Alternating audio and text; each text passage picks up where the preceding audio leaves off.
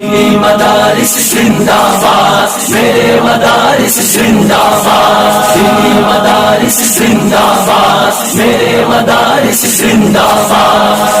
دیا ہے امن کا پیغام یہ دینی مدارس نے، دیا ہے امن کا پیغام یہ دینی مدارس نے، دیا ہے امن کا پیغام یہ دینی مدارس نے، دیا ہے امن کا پیغام یہ دینی مدارس سے۔ الحمد للہ نحمده ونستعینه ونستغفره ونؤمن به ونتوکل علیہ ونعوذ باللہ من شرور انفسنا ومن سیئات اعمالنا، من يهده الله فلا مضل له ومن يضلله فلا هادي له، ونشهد أن لا إله إلا الله وحده لا شريك له، ونشهد أن سيدنا ومولانا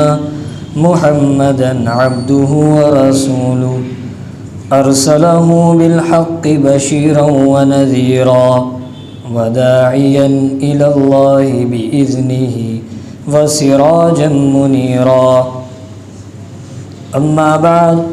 فأعوذ بالله من الشيطان الرجيم، بسم الله الرحمن الرحيم، لا خير في كثير من نجواكم إلا من أمر بصدقة أو معروف أو إصلاح بين الناس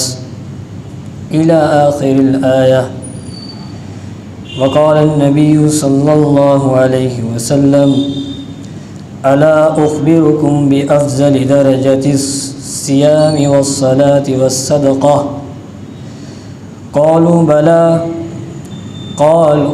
بلى، قال إصلاح ذات البين وفساد ذات البين هي الحالقة۔ صدق الله العظيم وصدق رسوله النبي الكريم، ونحن على ذلك من الشاهدين والشاكرين، والحمد لله رب العالمين۔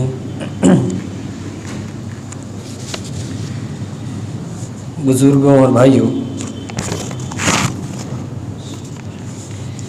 امت مسلمہ کو جہاں اپنے بہت ساری عادتوں میں سدھار کرنے کی ضرورت ہے،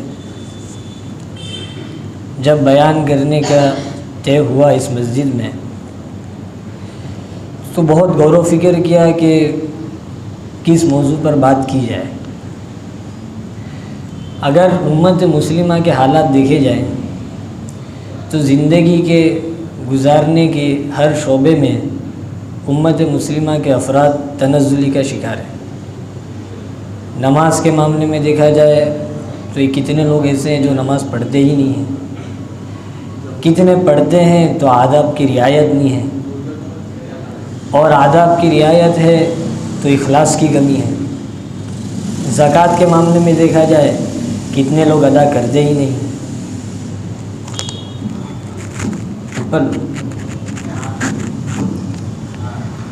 زکوٰۃ کے معاملے میں اگر دیکھا جائے کتنے لوگ زکوٰۃ ادا کرنے کا اہتمام نہیں کرتے، کتنے ادا کرتے ہیں تو اس میں بھی غلط فہمی کا شکار ہیں۔ اسی طرح کے سے روزے میں، معاملات میں، معاشرت میں گویا میں کنفیوز ہو گیا کہ کس موضوع پر مسلمانوں کو خطاب کیا جائے اور کس موضوع پر ان سے بات چیت کی جائے۔ ایسے موقع پر اپنے اساتذہ سے رہبری لینے کو مناسب سمجھا، اور استاد محترم نے جو موضوع دیا اسی پر کچھ بات پیش کرنے کی آپ کے سامنے میں کوشش کروں گا۔ اللہ سے دعا کرتا ہوں اللہ تعالیٰ حق بات آپ کو حق طریقے پر مجھے پہنچانے کی توفیق عطا فرمائے، اور اس بیان کو آپ کے لیے بھی اور میرے لیے بھی خیر کا ذریعہ بنائے۔ بھائیوں بزرگوں، امت مسلمہ میں آج ایک چیز بہت زیادہ پھیل چکی ہے، اور اس کو آپ اور میں اتنا سنگینی سے لیتے بھی نہیں، وہ ہے آپسی تعلقات کی خرابیاں۔ آج میاں بیوی میں جھگڑا عام ہے، بھائی بھائی میں جھگڑا عام ہے، رشتہ داروں میں جھگڑا عام ہے، یعنی بہت کم ایسے گھر آپ کو ملیں گے کہ جس گھر کے رہنے والوں کا اپنے رشتہ داروں کے ساتھ، اپنے بھائیوں کے ساتھ، اپنے ماں باپ اور اپنی بیوی کے ساتھ تعلق صحیح طور پر قائم ہو۔ بلکہ اگر میں یہ مثل ان لوگوں کے حق میں کہوں تو غلط نہیں ہوگا کہ ایسے لوگ آج کے زمانے میں اتنے کم ہو چکے ہیں کہ رات کو چراغ لے کر اگر ڈھونڈیں تب جا کے کچھ ایسے لوگ ہم کو ملیں گے کہ جن کے رہنے والے اور متعلقین سے تعلقات صحیح طور پر قائم ہیں۔ یہ حقیقت بات ہے۔ آپ سب خود اپنے من کو بھی ٹٹول لیجئے کہ ہم میں سے کتنے ایسے ہوں گے جن کا اپنے متعلقین سے تعلقات خراب کر کے بیٹھے ہیں، کاروبار میں، پڑوسیوں سے، دوستوں سے، اپنے بچوں سے یا اپنے والدین سے یا اپنی بیوی سے۔ سوچ لیجیے۔ اور سنگینی اور جرم بالائے جرم یہ ہے کہ اتنا کچھ کرنے کے بعد بھی ایک مسلمان کے دل میں اس کا احساس بھی پیدا نہیں ہوتا کہ میں جو کام کر رہا ہوں اور میں جس زندگی گزار رہا ہوں یہ زندگی اللہ اور اس کے رسول کی نظر میں کیسی ہے۔ نمازیں اپنے وقت پر ہو رہی ہے، روزے اپنے وقت پر ادا ہو رہے ہیں،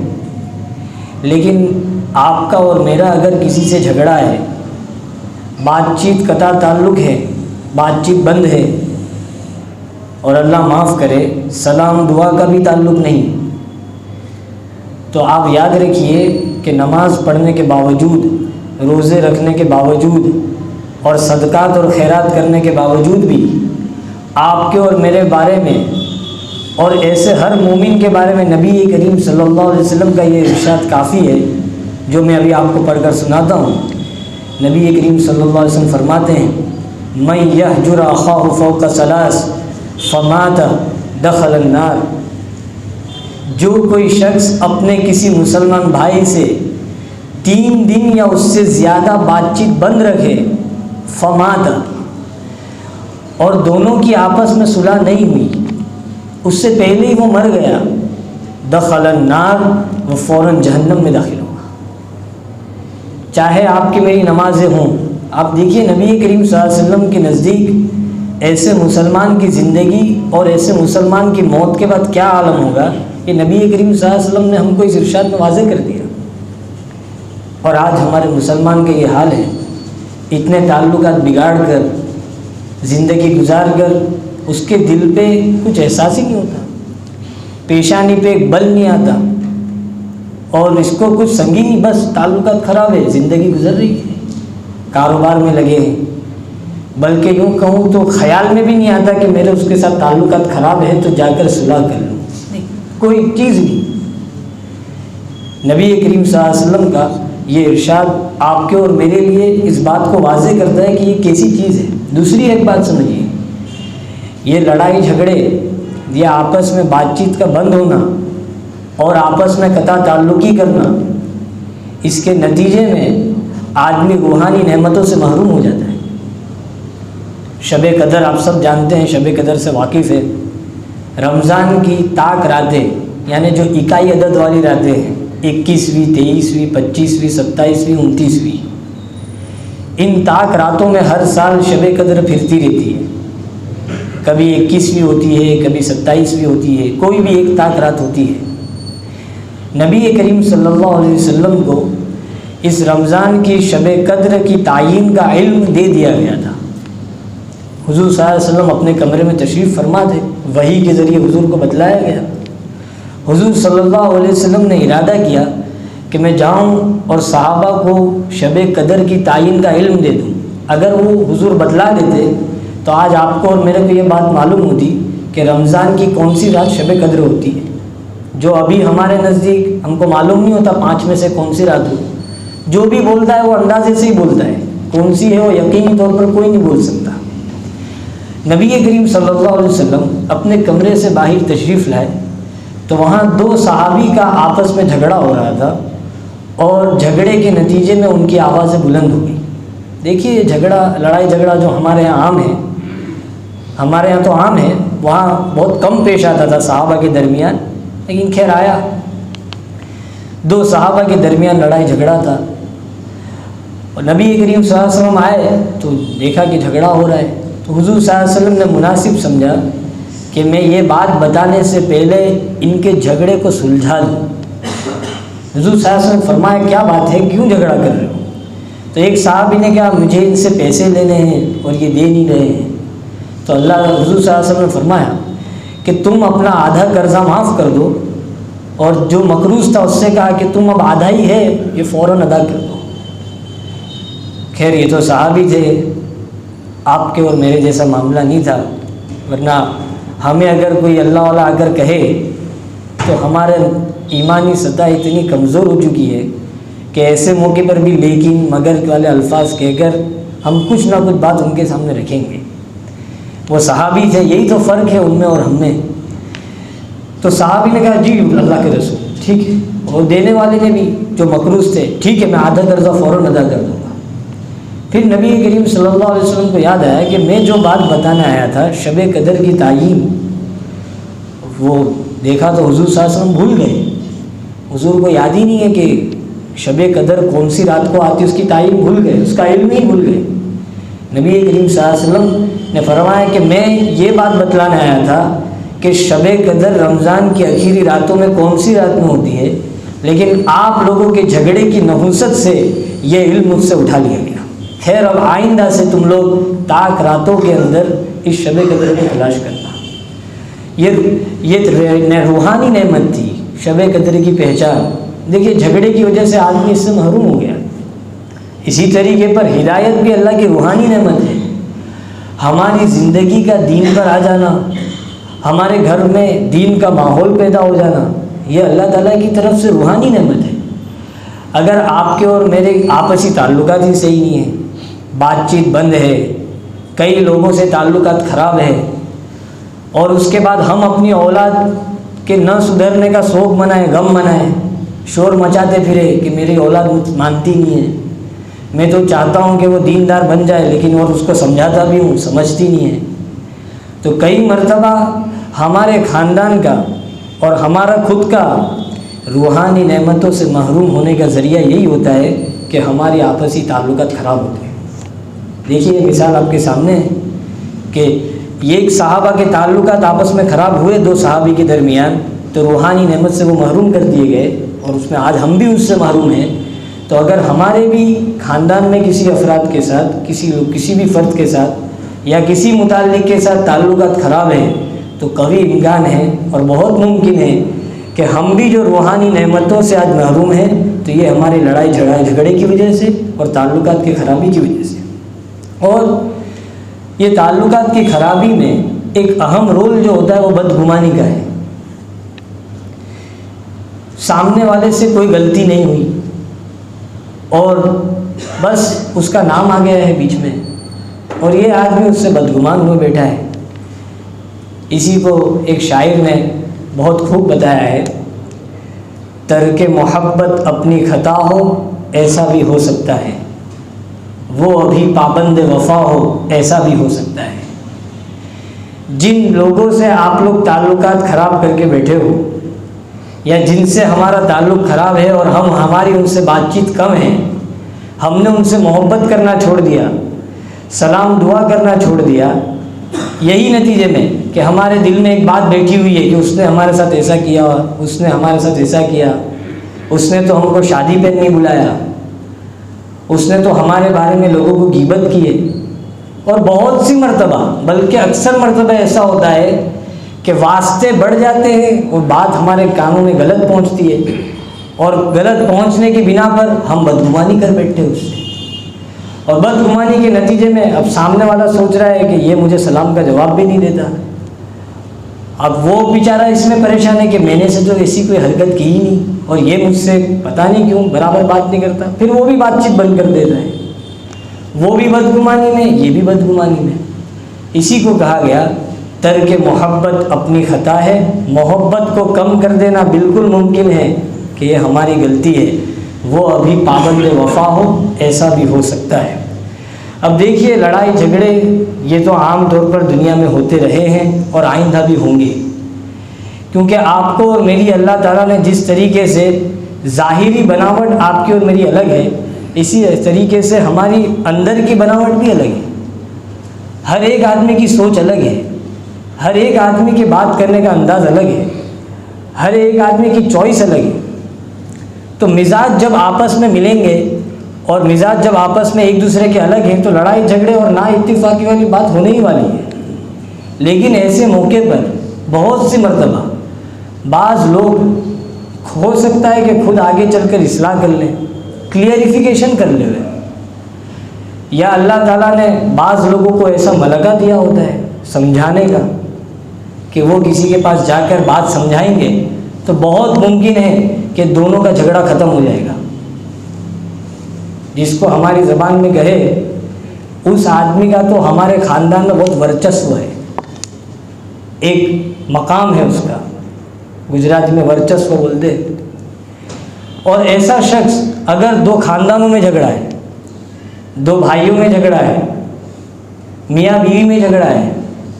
ماں باپ اور بچے میں جھگڑا ہے، اگر وہ شخص آ کر بچے کو سمجھائے گا تو بہت ممکن ہے کہ ان دونوں کے تعلق صحیح ہو جائیں گے۔ شوہر کو سمجھائے گا تو میاں بیوی کے تعلق صحیح ہو جائیں گے۔ دو خاندانوں کے درمیان میٹنگ کر کر بات کرے گا تو دونوں کے تعلق صحیح ہو جائیں گے۔ ایسے لوگ آج بھی موجود ہیں، لیکن وہ لوگ اس معاملے میں پڑھتے ہی نہیں اور اصلاح کرنے کی کوشش کرتے ہی نہیں۔ اور اس کے بعد جب ان سے کوئی ترغیب دیتا ہے کہ آپ آئیے اور اس مسئلے کو سلجھا دیجئے تو ایسے لوگ کہتے ہیں کہ ہم کو ان لوگوں نے آ کر تھوڑی بولا کہ ہم بیچ میں آ کر اس مسئلے کو سلجھا رہے ہیں۔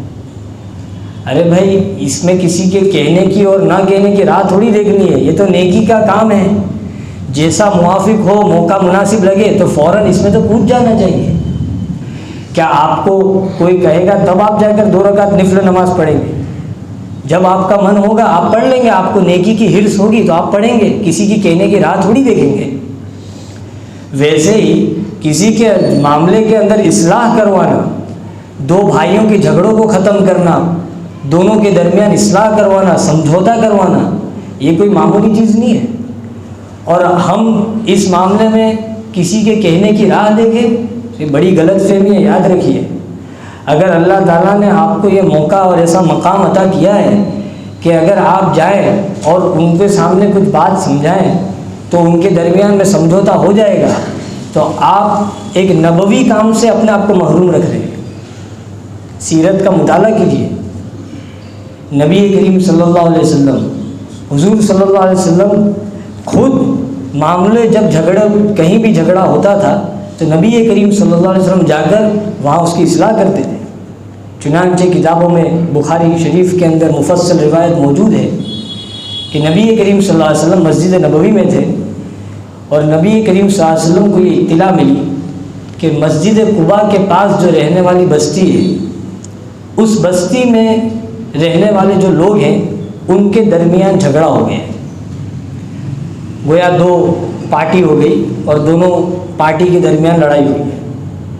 اور یہ بھی اطلاع ملی نبی کریم صلی اللہ علیہ وسلم کو کہ ان 2 میں سے آپس میں ایک دوسرے پر پتھر بازیاں ہوئی،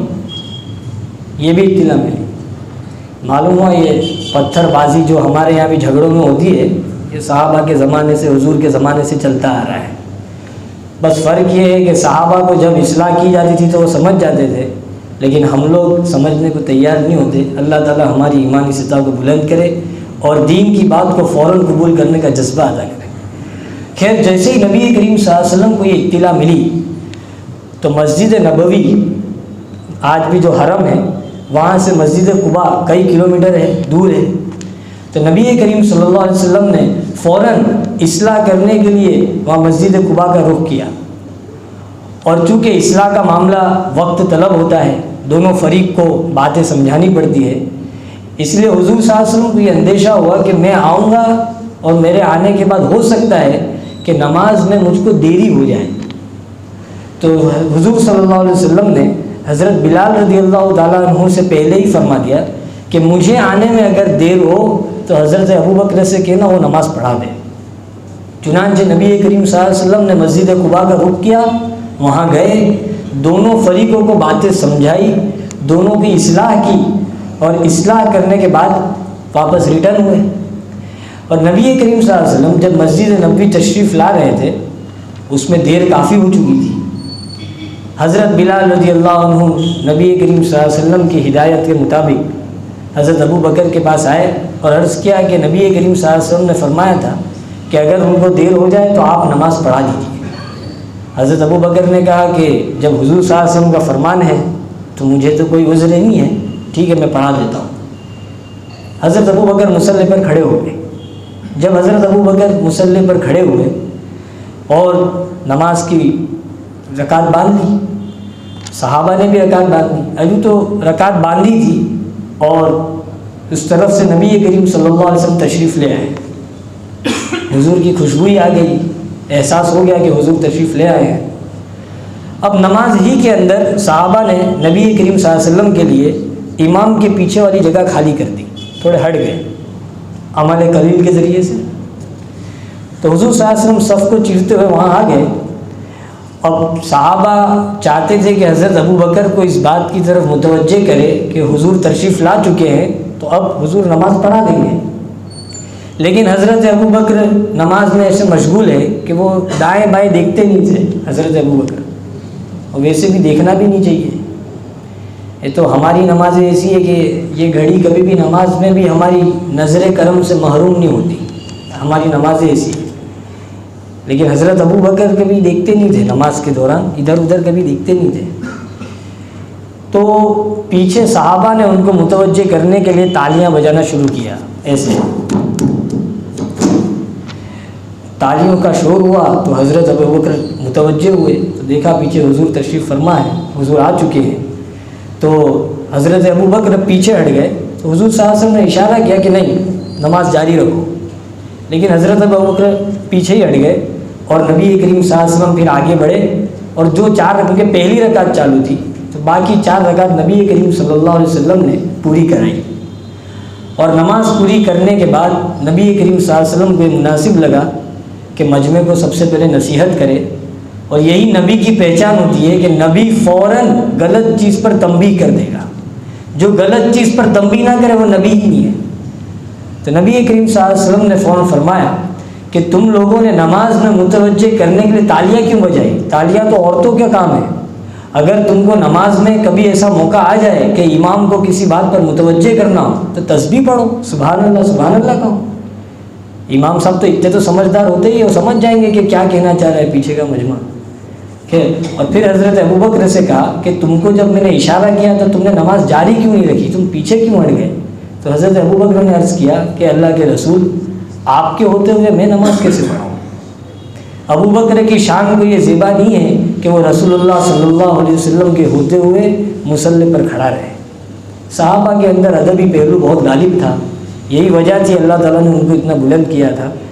پھر خیر تو دیکھیے نبی کریم صلی اللہ علیہ وسلم نے اصلاح کے معاملے میں نماز کی تاخیر گوارا کی، اور بذات خود 2 فریق کو سمجھانے کے لیے مستقل مسجد قباء کا رخ کیا۔ اور آج آپ اور میں اس نبوی کام سے بچ کر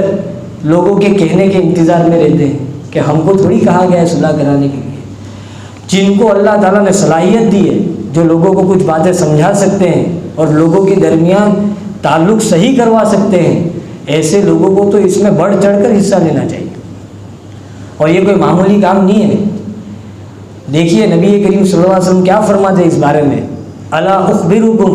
بافضل درجۃ الصیام والصدقۃ والصلاۃ، لوگوں میں کیا میں تم کو اس بات کی خبر نہ دوں، ایسا درجہ اللہ کے یہاں جو نفل نماز پڑھنے والے سے بھی زیادہ افضل ہے، نفل روزے رکھنے والے سے بھی زیادہ افضل ہے، اور نفل صدقات اور خیرات کرنے والے سے بھی زیادہ افضل ہے۔ کیا تم کو ایسے درجے پر فائز ہونے والا اور آپ کی سمجھ کی آسانی کے لیے ایسے درجے پر براجمان ہونے والے آدمی کے بارے میں خبر نہ دوں؟ اب صحابہ تو ویسے ہی طلبگار تھے ہی جنت کے مقامات کو حاصل کرنے کے لیے، اونچے درجات کو حاصل کرنے، قول بلا، صحابہ نے عرض کیا کیوں نہیں اللہ کے رسول، بتا دیجئے کہ ہم کو اتنا اونچا درجہ کیسے ملے گا؟ نبی کریم صلی اللہ علیہ وسلم فرمایا اصلاح ذات البین، لوگوں کے درمیان آپسی تعلقات کو سدھارنا۔ اگر کوئی مسلمان لوگوں کے درمیان کے تعلق کو سدھارنے کا کام کرتا ہے تو چاہے وہ نفل نمازیں نہ پڑھتا ہو، چاہے وہ نفل روزے نہ رکھتا ہو، چاہے وہ نفل خیرات کا معاملہ نہ کرتا ہو، لیکن اللہ تعالیٰ اس کو اس سے بڑا درجہ عطا فرمائے۔ پھر آگے نبی کریم صلی اللہ علیہ وسلم نے دوسرا پہلو بتایا، وہ فساد ذات البین ہی الحالقہ، اور آپس کے درمیان میں فساد، لوگوں کی خراب تعلق، ہی الحالقہ، یہ تو انسان کو مونڈ دینے والی چیز ہے۔ دوسری روایت میں نبی کریم صلی اللہ علیہ وسلم مونڈنے والی یعنی کاٹنے والی، جیسے استرا، استرا اردو میں بولتے ہیں اور ہم ہماری زبان میں استرا بولتے ہیں، وہ اصل لفظ ہے استرا۔ تو استرا پھرا دے اگر ہم سر پر، تو سر پر پھرانے کے بعد ایک بھی بال باقی رہے گا، پورا چٹیل میدان ہی ہو جائے گا پورا۔ تو ویسے ہی کہ اگر فساد ذات البین، آپس میں تعلقات خراب ہیں، تو یہ تعلقات کا خراب ہونا تمہاری نیکیوں کو مونڈ دے گا۔ اور دوسری روایت میں حضور خود، دوسری روایت میں اس کی صراحت ہے، حضور صلی اللہ علیہ وسلم فرماتے ہیں وَلَا أَقُولُ أَحْلِقْ تَحْلِقُ الشِّعْرَ، میں یہ نہیں کہتا کہ یہ استرا بالوں کو کاٹ دے گا، آپس کی نا اتفاقی اور آپس کے خراب تعلقات تحلق الدین، بلکہ تمہارے دین کو کھا جائے گا، یعنی انسان روحانی نعمتوں سے محروم ہو جائے گا۔ تو یہ کوئی معمولی کام نہیں ہے۔ اگر ہمارے کسی کے، اور یہاں تک کہ شریعت میں تو یہ بھی گنجائش ہے کہ نبی کریم صلی اللہ علیہ وسلم فرماتے ہیں، حدیث میں آتا ہے جس کا مفہوم ہے کہ وہ شخص جھوٹ بولنے والا نہیں ہے جو ان 3 مقامات میں اگرچہ جھوٹ سے کام لے۔ نمبر 1، جنگ کے موقع پر، جنگ کے موقع پر اگر لڑائی کا موقع ہے، ایسے موقع پر اگر کوئی شخص جھوٹ بول رہا ہے تو وہ جھوٹ بولنا بھی اللہ کے یہاں جھوٹ بولنا نہیں ہے، اس کی گنجائش ہے، جنگ کے موقع پر آدمی جھوٹ بول سکتا ہے۔ دوسرا، اس کی زیادہ وضاحت حالات کے حساب سے نہیں کی جا سکتی۔ دوسرا ہے اس کی بیوی کے سامنے، اب اس کی بیوی ایسی ہے کہ جیسے کہ جنت کا راستہ وہ صبر کے ذریعے سے ہی طے کر رہا ہے۔ میرے استاد مفتی محمود باڈولی صاحب تو کہتے تھے اوندھے توے جیسی، ایسی بیوی ہے۔ اب وہ کہہ رہی ہے کہ میں دنیا میں سب سے اچھی ہوں کہ نہیں، تو ایسے موقع پر آپ کہیں گے تو جھوٹ ہو جائے گا، لیکن اس کا دل خوش کرنے کے لیے آپ نے کہہ دیا ہاں تو دنیا میں سب سے اچھی ہے، اور آپ نے دل میں یہ مراد لے لیا یعنی تیرے اعمال سب سے اچھے، تو ایسے موقع پر بھی آپ جھوٹ بولنے والے نہیں ہوئے، جھوٹ کا گناہ نہیں ملے گا۔ اور تیسرا جو موقع ہے وہ اصلاح بین الناس، کہ اگر کچھ لوگوں کے تعلقات آپس میں خراب ہوں تو ایسے لوگوں کے درمیان جا کر جھوٹ بات کہہ کر بھی، جس کے بارے میں اس کے دل میں نفرت ہے اس کے متعلق اگر آپ جھوٹ بات بھی کہہ دیں گے تو ایسی صورت میں اصلاح کی نیت سے اگر آپ کہیں گے تو آپ کو جھوٹ بولنے کا گناہ نہیں ملے گا۔